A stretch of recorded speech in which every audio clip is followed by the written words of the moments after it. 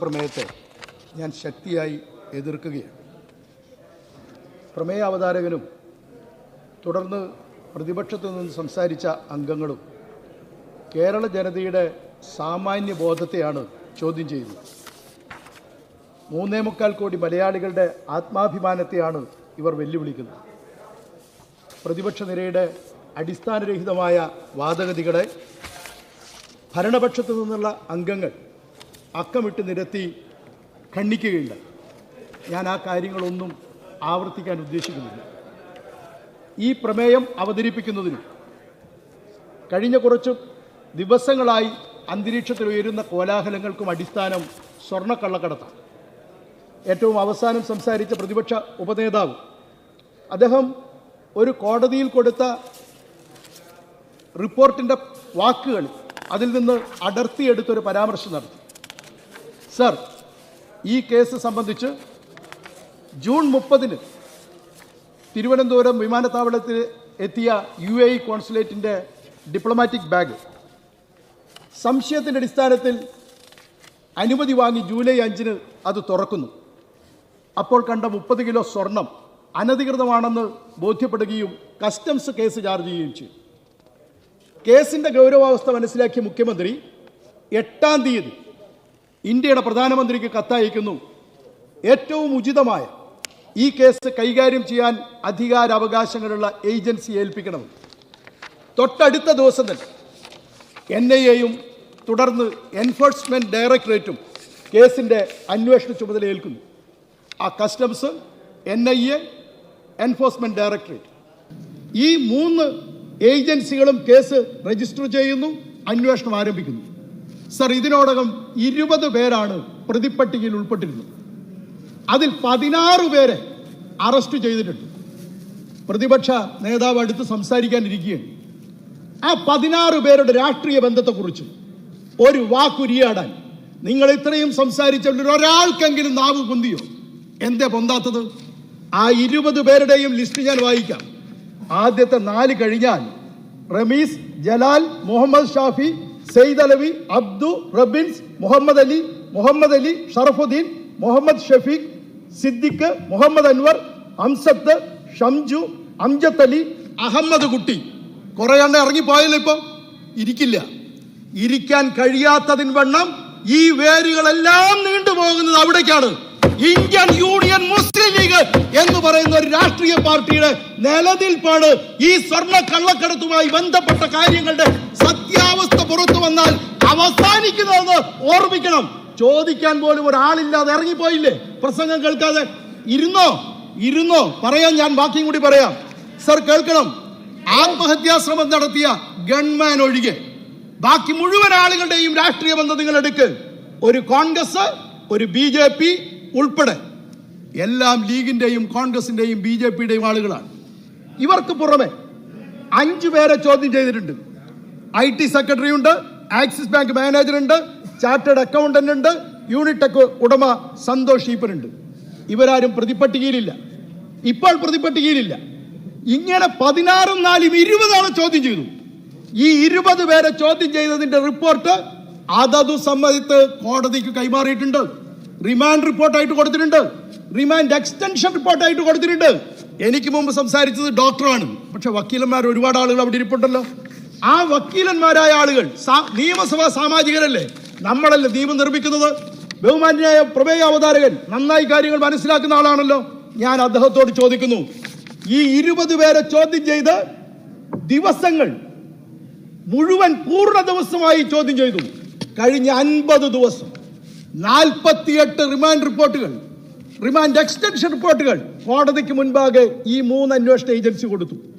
ഈ അന്വേഷണ ഏജൻസികൾ കൊടുത്തതിൽ ഒരു വരിയെങ്കിലും ഈ സർക്കാരിനെതിരെ, കേരളത്തിന്റെ മുഖ്യമന്ത്രിക്കെതിരെ, ഒരു മന്ത്രിക്കെതിരെ, ആർക്കെങ്കിലും എതിരെ ഉണ്ടോ എന്ന് നിങ്ങൾ പരിശോധിക്കും. ഉണ്ട്.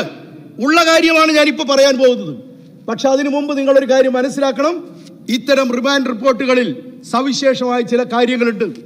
ഇന്ത്യൻ എവിഡൻസ് ആക്ട് സെക്ഷൻ 25-ഉം 26-ഉം അനുസരിച്ച് പോലീസിന് മുൻപാകെ ഒരു പ്രതി നൽകുന്ന കുറ്റസമ്മത മൊഴി എവിഡൻസറി വാല്യൂ ഉള്ളതല്ല, അഡ്മിസബിൾ അല്ല, കോടതിയിൽ പറയാൻ പറ്റില്ല. അത് പോലീസിന് ബാധകമാണ്, NIA-ക്ക് ബാധകമാണ്, CBI-ക്ക് ബാധകമാണ്. എന്നാൽ വ്യത്യസ്തമായ ഒരു കാര്യമുണ്ട്. അത് കസ്റ്റംസിനും എൻഫോഴ്സ്മെന്റ് ഡയറക്ടറേറ്റിനുമുള്ള സവിശേഷ അധികാരമാണ്. കസ്റ്റംസ് ആക്ട് സെക്ഷൻ 108 പ്രകാരവും അതുപോലെ തന്നെ എൻഫോഴ്സ്മെന്റ് ഡയറക്ടറേറ്റിന്റെ prevention of money laundering act section 50 പ്രകാരവും ഇത്തരത്തിൽ കുറ്റസമ്മത മൊഴിയെല്ലാം അഡ്മിസബിൾ ആണ്, കോടതിയിൽ എവിഡൻസറി വാല്യൂ ഉള്ളതാണ്. അത് പൂർണ്ണമായും കോടതിക്ക് മുഖവിലക്കെടുത്ത് നടപടി സ്വീകരിക്കാൻ സാധിക്കുന്നതാണ്. ഇത്തരത്തിൽ ഈ 3 ഏജൻസികൾ നടത്തിയ അന്വേഷണത്തിന്റെ ഫലമായിട്ട് 48-ലധികം റിപ്പോർട്ട് കൊടുത്ത് ആ റിപ്പോർട്ടിലൊന്നും ഈ സർക്കാരിനെതിരെ, മുഖ്യമന്ത്രിക്കെതിരെ, മന്ത്രിമാർക്കെതിരെ പരാമർശങ്ങളില്ല. ഉണ്ട് എന്ന് ഡോക്ടർ ഇപ്പൊ പറഞ്ഞു. ആ പറഞ്ഞ ഭാഗം ഞാൻ വായിക്കാം. It is revealed that she had considerable influence in the office of the chief minister. It is revealed that. ഇതാണ് നിങ്ങൾ ആടിനെ പട്ടിയാക്കാൻ ഉപയോഗിക്കുന്ന മാർഗം. It is revealed that. എന്താണ് റിവീൽ ചെയ്തത്? നിങ്ങൾ അതിനു മുൻപുള്ള 2 വാചകം വായിച്ചു നോക്ക്. അപ്പോഴാണ് നിങ്ങൾക്ക് മനസ്സിലാവുക. അത് ശിവശങ്കരൻ IT സെക്രട്ടറിയെ ചോദ്യം ചെയ്തു. അയാൾക്ക് സ്വപ്ന സുരേഷുമായി ബന്ധമുണ്ടെന്ന് പറയുന്നു. അയാളെ ചോദ്യം ചെയ്യാൻ കാരണം സ്വപ്ന സുരേഷിനെ ചോദ്യം ചെയ്തു. അവർ പറഞ്ഞു ശിവശങ്കരനുമായിട്ട് ബന്ധമുണ്ട്. ഈ 2 പേരെ ചോദ്യം ചെയ്തതിൽ നിന്ന് എന്ത് വെളിവായിരിക്കുന്നു എന്നാണ് പറഞ്ഞത്? ഇവർക്ക് ഇത്തരമൊരു സ്വാധീനമുണ്ട് എന്ന് വെളിവായിരിക്കുന്നു. ആ സ്വാധീനമുണ്ട് എന്ന് പറഞ്ഞതിന്റെ ആ നിമിഷത്തിന് മുൻപ്, ഈ റിപ്പോർട്ട് കൊടുക്കുന്നതിന് മുൻപ് ശിവശങ്കരൻ പുറത്തായില്ലേ? നിങ്ങൾക്ക് എന്താ അത് പറയാൻ കഴിയാത്തത്? ഈ ഗവൺമെന്റ് ആരെയെങ്കിലും സംരക്ഷിക്കുന്നുണ്ടോ? 50 ദിവസം നീണ്ടു നിന്ന ഈ പരിശോധനകൾക്കിടയിൽ എവിഡൻസറി വാല്യൂ ഉള്ള അഡ്മിസബിൾ ആയ ഈ റിപ്പോർട്ടുകളിൽ ഒന്നിൽ പോലും ഇവരാരെയും കുറിച്ച് പറയുന്നില്ല എന്നുള്ളത് നിങ്ങൾ എന്തിനാ മറച്ചു വെക്കുന്നത്? ഇപ്പോഴീ കോലാഹലം മുഴുവൻ നിങ്ങൾ എന്തിനാണ് ഉണ്ടാക്കുന്നത്? ഒരു കാര്യം ഞങ്ങൾ നിങ്ങളോട് പറയുകയാണ്. കേന്ദ്രം ഭരിക്കുന്ന BJP. ഈ ഏജൻസികളെ ഒന്നും നിയന്ത്രിക്കുന്നത് സംസ്ഥാന സർക്കാർ അല്ല. ഒരാനുകൂല്യവും കേന്ദ്ര സർക്കാർ ഈ ഗവൺമെന്റിന് നൽകുമെന്ന് നിങ്ങൾ ആരെങ്കിലും കരുതുന്നുണ്ടോ? മുഖ്യമന്ത്രിയുടെ നാട്ടിലൂടെ ജാഥ നയിച്ചില്ലേ? കാൽനട ജാഥ. ആരായിരുന്നു? അമിത്ഷാ. എന്തിനായിരുന്നു? ഈ ഗവൺമെന്റിനെ താഴെ ഇറക്കാൻ. എന്താ സംഭവിച്ചത്? നമുക്ക് നന്നായിട്ട് അറിയാം. ഒന്നും സംഭവിച്ചില്ല. ഈ ഗവൺമെന്റ് തുടരുകയാണ്. അതാണ് ഈ സർക്കാരിന്റെ പിൻബലം. അത് ജനങ്ങൾ നൽകുന്ന പിൻബലമാണ്. എന്നാൽ നിങ്ങളാകട്ടെ 1994 സ്വന്തം പാർട്ടിക്കാരനായ മുഖ്യമന്ത്രിയെ, അന്ന് മുഖ്യമന്ത്രിയായിരുന്ന കരുണാകരൻ അധികാരത്തിൽ നിന്ന് താഴെ ഇറക്കുന്നതിന് വേണ്ടി നടത്തിയ കൊടും ചതി, പിന്നിൽ നിന്നുള്ള കുത്തിന്റെ ഫലം ഏറ്റുവാങ്ങിയ നമ്പി നാരായണൻ ഇന്ന് വാങ്ങി വലിയൊരു തുക പ്രതിഫലമായിട്ട്, നഷ്ടപരിഹാരമായിട്ട്. ശശികുമാർ മരിച്ചുപോയി. എന്തും ചെയ്യാൻ മടിക്കാത്തവരാണ് നിങ്ങൾ. അന്ന് ശ്രീ കരുണാകരനെ പിന്നിൽ നിന്ന് കുത്തുന്നതിനൊപ്പം നിന്ന ആളുകളിൽ ഒരാൾ കേരളത്തിന്റെ മുഖ്യമന്ത്രിയായി. അദ്ദേഹത്തെ പുറകിൽ നിന്ന് കുത്താൻ അടുത്തയാൾ ഊഴമിട്ട് നിന്നു. ഇന്ത്യൻ യൂണിയൻ മുസ്ലിം ലീഗ് കൂട്ടുനിന്നു കൊടുത്തില്ലേ? എന്നിട്ടോ അതിന്റെ ഫലമായിട്ട് പുതിയ ആൾ മുഖ്യമന്ത്രിയായി. ഇതൊക്കെ കാവ്യനീതി എന്നേ പറയട്ടു. ആ മുഖ്യമന്ത്രി കേരളത്തിന്റെ ചരിത്രത്തിൽ ഒരു മുഖ്യമന്ത്രിക്കും നേരിടേണ്ടി വരാത്ത അത്രയും അപമാനഭാരവുമായിട്ടാണ് ആ മുഖ്യമന്ത്രി പദത്തിൽ നിന്ന് ഒഴിഞ്ഞു പോകേണ്ടി വന്നത്. ശാപമാണ്, ശാപം. സ്വന്തം പാർട്ടിക്കാരുടെ ശാപമാണ് നിങ്ങൾ പേറുന്നത്. നിങ്ങൾ ആലോചിക്കണം. ഇതെല്ലാം മറച്ചു വെച്ച് ഇന്ന് കേരളത്തിന്റെ മുഖ്യമന്ത്രി പിണറായി വിജയനെതിരായിട്ട് നിങ്ങൾ ഹാലിളക്കം നടത്തുമ്പോൾ ഒരു കാര്യം നിങ്ങൾ ഓർമ്മിക്കണം. എന്താ ഇതിനെല്ലാം ഇപ്പൊ പ്രകോപനം? സ്വരാജ് പറഞ്ഞു, ഞാൻ ആവർത്തിക്കുകയല്ല, എങ്കിലും പറയട്ടെ. ഒരു സ്വകാര്യ ചാനൽ നടത്തിയൊരു സർവേയിൽ പറയുന്നു ഈ ഗവൺമെന്റ് തുടരും. സർവേയിൽ ബഹുമാനായ മുഖ്യമന്ത്രിയെ കുറിച്ചുണ്ട്, പ്രതിപക്ഷ നേതാവിനെ കുറിച്ചുണ്ട്. പ്രതിപക്ഷ നേതാവിന്റെ ഗ്രാഫ് വളരെ താഴെയാണ്. അപ്പോൾ അദ്ദേഹത്തിന് ഒരു കാര്യം ബോധ്യമായി, എൻ്റെ സ്ഥിതി മോശമാണ്, എനിക്ക് വലിയ സ്വാധീനമൊന്നും ജനങ്ങൾക്കിടയിലില്ല. പിന്നെന്താ വേണ്ടത്? സ്വാധീനമുണ്ടെന്നൊന്ന് തെളിയിക്കണം. അതിനിപ്പോൾ എന്താ പറ്റുക? ദിവസവും പത്രസമ്മേളനം. ഗവൺമെന്റ് എന്ത് ചെയ്താലും അതിനെ വെല്ലുവിളിച്ചുകൊണ്ട് പത്രസമ്മേളനം നടത്തുകയാണ്. കുഴപ്പമൊന്നുമില്ല. കോടതിയിൽ പോവുകയാണ്. ഒരൊറ്റ കേസ് പോലും കോടതി സ്വീകരിക്കുന്നില്ല. ഒക്കെ നിരസിക്കുകയാണ്. പത്രക്കാരെ കൂട്ടുപിടിച്ച് അതിനെല്ലാം ചില നിരസിക്കുകയല്ല, ഒത്തുതീർപ്പായി എന്നാണ് വ്യാഖ്യാനം. പക്ഷെ ഒരു കാര്യം ഞാൻ നിങ്ങളോട് പറയുകയാണ്.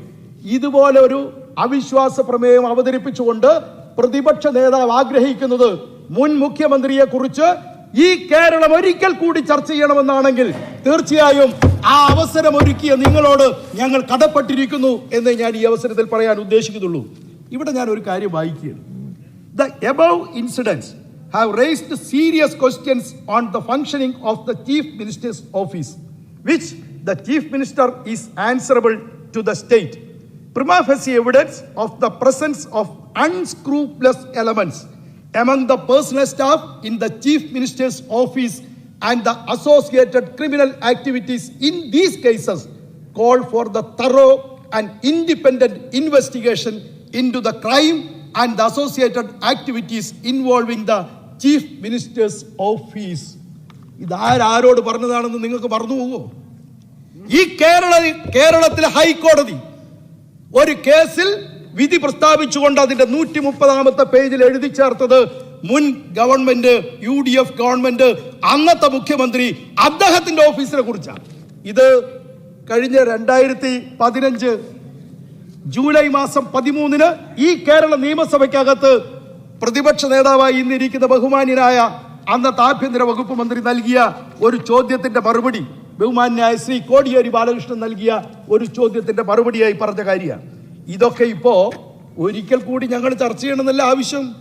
അതിനപ്പുറം ചർച്ച ചെയ്യാനും പറ്റുന്ന കുറെ കാര്യങ്ങൾ ഇവിടെ ഉണ്ട്. അതൊന്നും ഞാനിപ്പോ പറയുന്നില്ല. പക്ഷെ ഇതുകൊണ്ടൊന്നും പ്രതിപക്ഷ നേതാവിന്റെ ഗ്രാഫ് ഉയരാൻ പോകുന്നില്ല. അതിന് ജനങ്ങളോട് കടപ്പാടുണ്ടാവണം, സാമൂഹ്യ പ്രതിബദ്ധത ഉണ്ടാവണം. എന്താണ് പ്രതിപക്ഷത്തിന്റെ കടമയെന്ന് തിരിച്ചറിയണം. ക്രിയാത്മക പ്രതിപക്ഷം എന്ന നിലയിൽ നിങ്ങൾക്ക് ഉയർന്ന് പ്രവർത്തിക്കാൻ സാധിക്കണം. 1000 വീടിന്റെ കാര്യം ഇവിടെ ചോദിച്ചില്ലേ? ഒരാളും മറുപടി പറയില്ലെന്നറിയാം. സാലറി ചലഞ്ചിനെ എതിർത്തു നിങ്ങൾ. പ്രളയത്തിന് ഉത്തരവാദി സർക്കാരാണെന്ന് വാദിച്ചു നിങ്ങൾ. കൊറോണക്കെതിരായ പ്രതിരോധ പ്രവർത്തനങ്ങളെ നിരന്തരം അട്ടിമറിക്കാൻ ശ്രമിച്ചു നിങ്ങൾ. നിരവധി തവണ കോടതിയെ സമീപിച്ചു. ഒന്നിലും നിങ്ങൾക്ക് നേട്ടമുണ്ടായില്ല. ഈ രാജ്യസഭാ തെരഞ്ഞെടുപ്പ് പോലും ഒഴിവാക്കാമായിരുന്നില്ലേ? എങ്കിൽ ഇത്തരം ഒരു ചർച്ച ഉണ്ടാകുമായിരുന്നില്ലല്ലോ. ഇപ്പോഴീ ചർച്ചയ്ക്ക് അവസരം നിങ്ങൾ സൃഷ്ടിച്ചു. നിങ്ങളുടെ പ്രതിപക്ഷ നിരയിലെ അംഗബലം തന്നെ കുറയുമെന്ന് ഉറപ്പായില്ല നിങ്ങൾക്ക്. അതാണ് നിങ്ങളുടെ സാഹചര്യം. ബുദ്ധി വേണം, ബുദ്ധി. അതല്ലാതെ ഗ്രാഫ് ഉയരില്ല. പ്രതിപക്ഷ നേതാവിന്റെ ഗ്രാഫ് ഉയരണമെങ്കിൽ അതിന് പണി വേറെ എടുക്കണം. നിങ്ങൾ ഒരു കാര്യം മനസ്സിലാക്കണം. ഈ സർക്കാരിനെ ഉയർത്തി നിർത്തുന്നത് കേവലം സഭയിലെ 91 MLA-മാരല്ല, ഈ നാടും ജനങ്ങളുമാണ്. ദുരന്തത്തിലും ദുരിതങ്ങളിലും ഒപ്പം ചേർത്തു നിർത്തി സംരക്ഷിച്ച ഒരുപാട് ജനങ്ങളുണ്ട്. അവരുടെ ജീവന്റെ തുടിപ്പാണ് ഈ സർക്കാരിന്റെ ഹൃദയമിടിപ്പ് എന്ന് നിങ്ങൾ മനസ്സിലാക്കണം. നിങ്ങൾക്ക് ഇതൊന്നും പറഞ്ഞാൽ മനസ്സിലാവില്ല.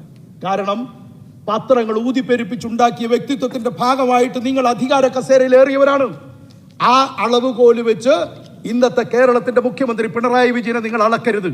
1944 പിണറായിയിൽ മുണ്ടയിൽ കോരന്റെയും കല്യാണിയുടെയും മകനായി ഒരു സാധാരണ കുടുംബത്തിൽ ജനിച്ചു മനുഷ്യൻ ഇന്ന് ഈ കേരളത്തിന്റെ മുഖ്യമന്ത്രിയായെങ്കിൽ അതൊരു ചാനലിന്റെയും പത്രത്തിന്റെയും ആരുടെയെങ്കിലും ഔദാര്യം കൊണ്ടല്ലെന്ന് നിങ്ങൾ ഓർമ്മിക്കണം.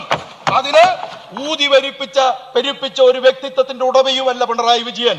ബ്രണ്ടൻ കോളേജിലെ വിദ്യാർത്ഥി നേതാവായിരുന്ന കാലം മുതൽ നിയമസഭാ സാമാജികനായിരിക്കെ അടിയന്തരാവസ്ഥയുടെ നാളുകളിൽ അദ്ദേഹത്തെ വകവരുത്തുന്നതിനു വേണ്ടി പോലീസിന് ഉപയോഗിച്ച് നടത്തിയ കിരാത മർദ്ദനങ്ങൾ അതടക്കം അനുഭവിച്ചുകൊണ്ട് കടന്നു വന്ന ഒരു ജീവിതത്തിനുടമയാണ് ആ പിണറായി വിജയൻ. ഇതുപോലെ കേരളത്തിന്റെ മുഖ്യമന്ത്രി ആയിരിക്കുമ്പോൾ അദ്ദേഹത്തിന്റെ ജീവനും ജീവിതവും നിലനിൽക്കുന്നത് ഈ സർക്കാർ സംരക്ഷിക്കുന്ന 10,000-കണക്കിന് ലക്ഷക്കണക്കിന് ജനങ്ങളുടെ ആശയും പ്രതീക്ഷയും നിറവേറ്റിക്കൊണ്ടാണ് എന്ന് നിങ്ങൾ ഓർമ്മിക്കണം. അദ്ദേഹത്തെ വകവരുത്താൻ സാധിക്കില്ലെന്ന് കണ്ടപ്പോൾ വ്യക്തിഹത്യക്കായില്ലേ പിന്നീട് ശ്രമം. ആ വ്യക്തിഹത്യ നടത്താൻ എന്തൊക്കെ നിങ്ങൾ നടത്തി? ലാവലിൻ കൊണ്ടുവന്നു. ലാവലിനല്ല ഇപ്പൊ ഹൈക്കോടതിയും കളഞ്ഞു, CBI കോടതിയും എല്ലാം പാടെ തള്ളിക്കളഞ്ഞു. പക്ഷെ നിങ്ങൾ ഇപ്പോഴും അതല്ല കൊണ്ട് നടക്കുന്നത്. നിങ്ങളുടെ UDF കൺവീനർ പറഞ്ഞില്ലേ 2ാം ലാവലിൻ പറഞ്ഞോ, കുഴപ്പമില്ല. പക്ഷെ 1ാം ലാവലിന്റെ ഗതി എന്താണെന്ന് സ്വയം അറിയുന്നവർ എന്തിനാണ് ഇത്ര പരിഹാസ്യരാവണമെന്ന്? നിങ്ങൾ അന്ന് കമല ഇന്റർനാഷണലിനെ കുറിച്ച് പറഞ്ഞു, കോടികളുടെ ബംഗ്ലാവിനെ കുറിച്ച് പറഞ്ഞു, ടെക്നിക്കാലിയെ കുറിച്ച് പറഞ്ഞു. എന്തെല്ലാം കള്ളപ്രചരണങ്ങളാണ് നടത്തിയത്. നിങ്ങൾ ഉയർത്തിയ ഓരോ അഗ്നിപരീക്ഷണങ്ങളും നേരിട്ട് അഗ്നിശുദ്ധി വരുത്തി തിളക്കമാർന്ന വ്യക്തിത്വത്തിന് ഉടമയായി മാറുകയായിരുന്നു അദ്ദേഹം. ഒരു മാധ്യമ മേധാവിയുടെയും മുമ്പിൽ മുട്ടുമടക്കിയിട്ടില്ല. പറയാൻ സാധിക്കുമോ നിങ്ങൾക്ക്? ഒരു മാധ്യമ മേധാവികളോടോ അതല്ലെങ്കിൽ തന്റെ രാഷ്ട്രീയ നിലപാടുകളോടോ ഒരു വിട്ടുവീഴ്ചയും ചെയ്തിട്ടില്ല അദ്ദേഹം. പറയാൻ സാധിക്കുമോ നിങ്ങൾക്ക്? സാർവദേശീയവും ദേശീയവുമായി കമ്മ്യൂണിസ്റ്റ് പ്രസ്ഥാനങ്ങൾ നേരിടുന്ന വലിയ പ്രതിസന്ധി ഘട്ടത്തിലും കേരളത്തിലെ കമ്മ്യൂണിസ്റ്റ് പാർട്ടി ഓഫ് ഇന്ത്യ മാർക്സിസ്റ്റിനെയും ഇടതുപക്ഷ ജനാധിപത്യ പ്രസ്ഥാനത്തെയും കരുത്തോടുകൂടി മുൻപോട്ട് നയിക്കുന്നതിൽ അസൂയാവഹമായ നേതൃത്വമാണവും അദ്ദേഹം പ്രകടിപ്പിക്കുന്നതിൽ നിങ്ങൾക്ക് ചെറുതല്ലാത്ത വിഷമമുണ്ടാകും എന്ന് മനസ്സിലാക്കാൻ സാധിക്കുന്നതേ ഉള്ളൂ. പക്ഷെ ഒരു കാര്യം നിങ്ങൾ ഓർമ്മിക്കണം, പിണറായി വിജയനെയും ഇടതുപക്ഷത്തെയും തകർക്കാൻ നിങ്ങൾ ശ്രമിക്കുമ്പോൾ അത് RSSന്റെയും BJPയുടെയും കോടാലിക്കൈയായി നിങ്ങൾ മാറുക മാത്രമാണ് ചെയ്യുന്നത്. അതാണ് ദേശീയ രാഷ്ട്രീയത്തിൽ നിങ്ങൾ ചെയ്തുകൊണ്ടിരുന്നത്. അതിന്റെ മറ്റൊരു പതിപ്പായി മാറും ഇവിടെയും എന്ന് മാത്രം ഞാൻ ഈ അവസരത്തിൽ സൂചിപ്പിക്കട്ടെ. ഒരു കാര്യം ഞാൻ ഇവിടെ വായിക്കുകയാണ്. അല്പം അസാധാരണമായ ഒരു മന്ത്രി മാറ്റമാണ് കേരള മന്ത്രിസഭയിൽ നടക്കുന്നത്. സ്റ്റേറ്റിൽ സ്വന്തം പാർട്ടിയുടെ നേതൃത്വം ഏറ്റെടുക്കേണ്ടി വരുന്നത് കൊണ്ട് മന്ത്രിസ്ഥാനം ഒഴിയേണ്ടി വരുന്നു CPIM കേരള സ്റ്റേറ്റ് സെക്രട്ടറിയായി തെരഞ്ഞെടുക്കപ്പെട്ട വൈദ്യുതി സഹകരണ വകുപ്പ് മന്ത്രി ശ്രീ പിണറായി വിജയന്. ഇത്തരമൊരു സംഭവം ഇവിടെ ചൂണ്ടിക്കാണിക്കാൻ ഇല്ലാത്തത് കൊണ്ടാണ് ഈ മാറ്റത്തെ അസാധാരണമെന്ന് വിശേഷിപ്പിച്ചത്. CPIM നേതാവെന്ന നിലയിൽ വിജയൻ മുമ്പ് ഒട്ടും വിട്ടുവീഴ്ചയില്ലാത്ത കർക്കശ്യക്കാരനായിരുന്നു. ആ സ്വഭാവം മന്ത്രി എന്ന നിലയിലുള്ള കൂട്ടുപ്രവർത്തനത്തെ എങ്ങനെ സ്പർശിക്കുമെന്നും സംശയിച്ചവരുണ്ട്. അവരെ തികച്ചും നൈരാശ്യപ്പെടുത്തിക്കൊണ്ട് ഏറ്റവും കാര്യക്ഷമമായി തന്നെ തന്റെ വകുപ്പുകൾ കൈകാര്യം ചെയ്തു ഭരണാധികാരി എന്ന നിലയിൽ എതിരാളികളും പ്രശംസിച്ചു പിണറായിയെ. ഈ വാക്ക് ആരുടേതാണെന്ന് നിങ്ങൾക്ക് നന്നായി മനസ്സിലാവും.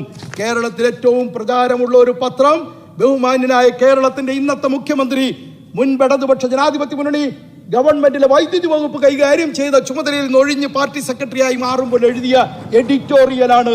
ആ പിണറായി വിജയനെ കുറിച്ച് നിങ്ങൾ ഇന്ന് പറയുന്ന ഓരോ വാക്കും ആർക്കു മാത്രം നിങ്ങൾ ചേരുന്നതാണെന്ന് ആലോചിക്കണം. നിങ്ങൾ അദ്ദേഹത്തെ ആക്ഷേപിച്ചുകൊണ്ട് പറയുന്ന ഓരോ വാക്കും നിങ്ങൾക്ക് മാത്രം ചേരുന്നതാണ്. ഞാനിവിടെ സമയത്തിന്റെ പരിമിതി കൊണ്ട് കൂടുതൽ ദീർഘമായി പറഞ്ഞു പോകാൻ ഉദ്ദേശിക്കുന്നില്ല. അഴിമതിയുടെ കറ പുരളാത്തവരായിട്ട് ഒരൊറ്റ ആള് പോലും നിങ്ങളുടെ കൂടെ ഇല്ല. അടൂർ പ്രകാശ്, കുഞ്ഞാലിക്കുട്ടി കേസ് എന്താണെന്ന് പറയണമെങ്കിൽ സമയം കുറച്ചെടുക്കും എന്നുള്ളത് കൊണ്ട് ഞാൻ ദീർഘമായിട്ട് കേസിന്റെ വിശദാംശങ്ങളിലേക്ക് പോകുന്നില്ല. KM ഷാജി ബസ്സിലെ നമ്മുടെ സർവ്വരോഗ സംഹാരി വിൽക്കുന്നവന്റെ പാടവത്തോടെ പ്രസംഗിക്കുന്നത് കേട്ടു. 25 ലക്ഷം ഉറുപ്പ്യ കൈക്കൂലി വാങ്ങിയതിന്റെ കേസ് ഇപ്പോ നടക്കല്ലേ? തീർന്ന. താമരശ്ശേരിക്കാരൻ ബാബു കള്ളക്കടത്തുകാരനാണ്, സ്വർണ്ണ കള്ളക്കടത്തുകാരൻ. അവന്റെ ആഡംബര കാറ് വാങ്ങുമ്പോൾ കാറിന്റെ മുമ്പ് സീറ്റിലിരുന്ന് അത് റിലീസ് ചെയ്ത് കൊടുക്കാൻ മുമ്പിൽ നിൽക്കുന്നതിന്റെ ചിത്രം ഇവിടെ സോഷ്യൽ മീഡിയയിൽ മുഴുവൻ നടക്കുകയാണ്. ആലോചിക്കണം. ശിവകുമാർ അനധികൃതമായി സ്വത്ത് സമ്പാദിച്ചതിന്റെ കേസ് നടക്കുകയാണ്, ഒന്നിനു പുറകെ ഒന്നായിട്ട്. പിന്നെ വണ്ടിച്ചെക്ക് കേസിന്റെ വീരൻ ഞാൻ പറയുന്നില്ല. ഇതൊക്കെ സ്വരാജ് പറഞ്ഞ പോലെ എല്ലാവരുടെയും പേരൊക്കെ പറഞ്ഞ് നമ്മളെന്തിനാ മോശമാകുന്നു. പക്ഷെ പ്രതിപക്ഷ നേതാവ് ഇനി സംസാരിക്കാൻ പോവുക. അതുകൊണ്ടൊരു കാര്യം പറയട്ടെ. അങ്ങ് ആഭ്യന്തര വകുപ്പ് കൈകാര്യം ചെയ്ത സമയത്ത്, മന്ത്രിയായിരുന്ന സമയത്ത് ഒരു നിയമനം നടന്നിട്ടുണ്ട്, വിജിലൻസ് എൻക്വയറി ട്രിബ്യൂണൽ. ആ നിയമനം നടത്തിയത് എല്ലാവിധ മാനദണ്ഡങ്ങളും കാറ്റിൽ പറത്തിയാണ്. ഇതാ ഇവിടെ മുഴുവൻ രേഖകളും ആ കാലഘട്ടത്തിലുണ്ട്. B. പ്രേംനാഥ് എന്ന് പറയുന്ന അർഹനല്ലാത്ത വ്യക്തിയെ നിയമിച്ചതിന്റെ ഗുണഭോക്താവ് അദ്ദേഹം അങ്ങയുടെ തൊട്ടുപുറകിൽ തന്നെ ഇരിക്കുന്നുണ്ട്. അദ്ദേഹവും ഉറ്റുനോക്കുന്നുണ്ട്. ആ B. പ്രേംനാഥിനെ വിജിലൻസ് ട്രിബ്യൂണലിലേക്ക് നിയോഗിച്ചുകൊണ്ട് ആ ജുഡീഷ്യൽ അതോറിറ്റി ഏൽപ്പിച്ചു കൊടുത്തുകൊണ്ട് ഇവിടെ എനിക്ക് മുമ്പ് സംസാരിച്ച സുഹൃത്തുക്കൾ സൂചിപ്പിച്ചതുപോലെ എല്ലാ വിജിലൻസ് കേസുകളും തള്ളിക്കളയാനുള്ള സാഹചര്യം ഒരുക്കിയതിന്റെ ഉത്തരവാദി നിങ്ങളാണ്. ഇന്നത്തെ പ്രതിപക്ഷ നേതാവാണ്, അന്നത്തെ ആഭ്യന്തര വകുപ്പ് മന്ത്രിയാണ്. നിങ്ങൾക്ക് ഈ ഉത്തരവാദിത്വത്തിൽ നിന്ന് ഒഴിഞ്ഞു നിൽക്കാൻ സാധിക്കുമോ? പ്രമേയ അവതാരകൻ, അദ്ദേഹത്തെ കുറിച്ച് പറയാതിരിക്കാൻ പറ്റില്ലല്ലോ. ബഹുമാന്യായ സ്വരാജ് പറഞ്ഞതിനെ കുറിച്ച് സാധാരണ ബഹുമാന്യായ പ്രമേയ അവതാരകന് ഇത്തരം വല്ല കാര്യവും കേട്ട ഉടനെ പേഴ്സണൽ എക്സ്പ്ലനേഷന് വേണ്ടി കൊടുത്തിട്ടുണ്ട്. എന്നാൽ കൊടുത്തെങ്കിൽ ഒരു കാര്യവും കൂടി ചെയ്യും. അതിന്റെ ബാക്കി CD ഞാനിവിടെ വെക്കുന്നുണ്ട്. അനുവാദം വാങ്ങിയിട്ട് തന്നെയാണ്.